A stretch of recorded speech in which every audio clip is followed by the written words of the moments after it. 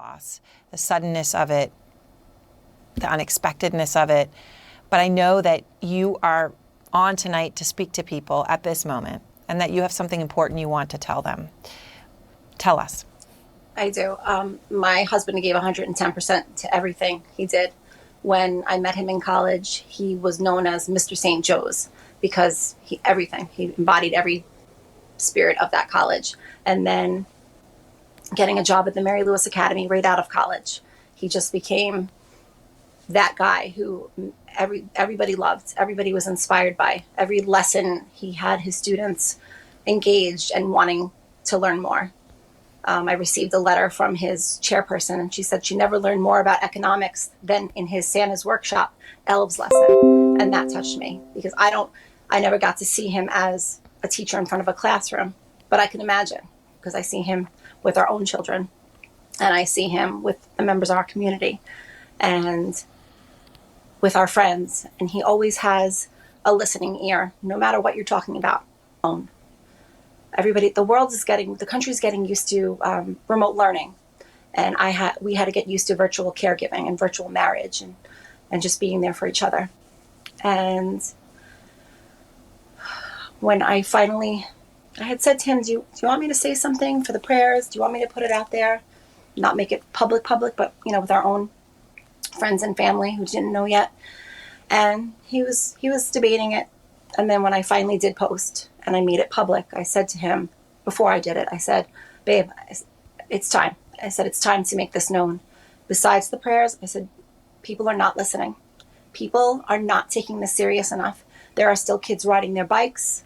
There are still that don't live together. You want to go for a walk with your family. You want to ride your bike. You want to take a ride in the car with your family. I get it. We're stir crazy too. But only be with the people that live in your house. Only go to the store if you must. And people, okay. I just wanted to ask you more. You talk about FaceTime.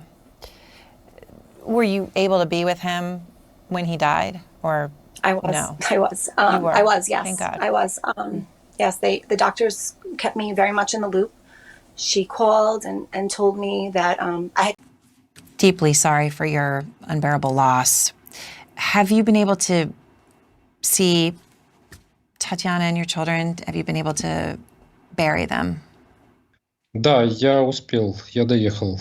Я ехал 3 суток, но... Yes, I've managed to bury everyone. I was driving for 3. Sergei, I know you had a chance to speak to Tatiana the night before, and she had, it was so brave of her to try to leave. I know that she had waited to leave because she was, caring for her own mother. What do you remember from that conversation, your last conversation with her? Я понял. Последний разговор у нас состоялся. Last conversation before her death, that was the day when already there was evacuation. At the last moment, however, the convoy she was planning to travel with was shelled at and fired at. And then she came on foot to the bridge, trying to make an escape on foot. Sergei, I have seen the pictures of her going to work, smiling, in what her life and your life was like a month ago. Can you tell me about her? I know that you've been together for decades, what we would call.